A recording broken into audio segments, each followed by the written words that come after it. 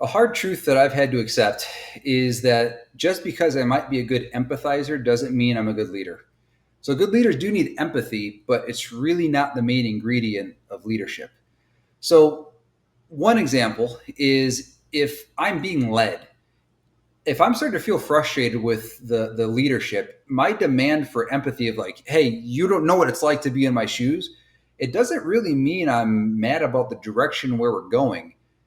My hidden demand underneath this might be for, hey, I want to be just like you. I want to like have the nice life that you have, CEO or whatever it might be like me, think like me, feel what I feel. And I'm giving up my individuality and handing all the power to this person, this leader, because it's easier to blame their leadership on my circumstances than it is to take responsibility of my circumstances. So that's one aspect where maybe my empathy or demand for empathy is actually a manipulation trying to get the system to lift me out of my circumstances versus me making the hard choices to do it myself. A second example is when I'm actually the one leading. Sometimes, as I've wrote before, I hate conflict.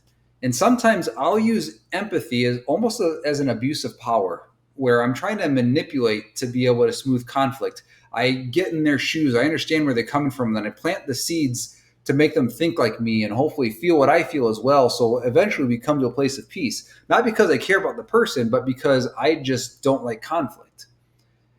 And basically, that's not a stance for truth either. And I'm taking it away from that person's individuality. So leaders face pressure all the time where maybe they have teams, organizations, communities. Sometimes there's a demand for togetherness so much so that it overshadows the truth. And a leader's conviction to stay true, if they ever abandon that, then everybody loses. So again, real leadership isn't about abandoning empathy or anything like that. It's important that they're good at it. But it is important that they refuse to let empathy become the end all be all control all.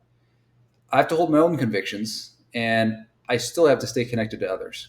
It's not easy, but there's courage that's involved, and that's where growth is.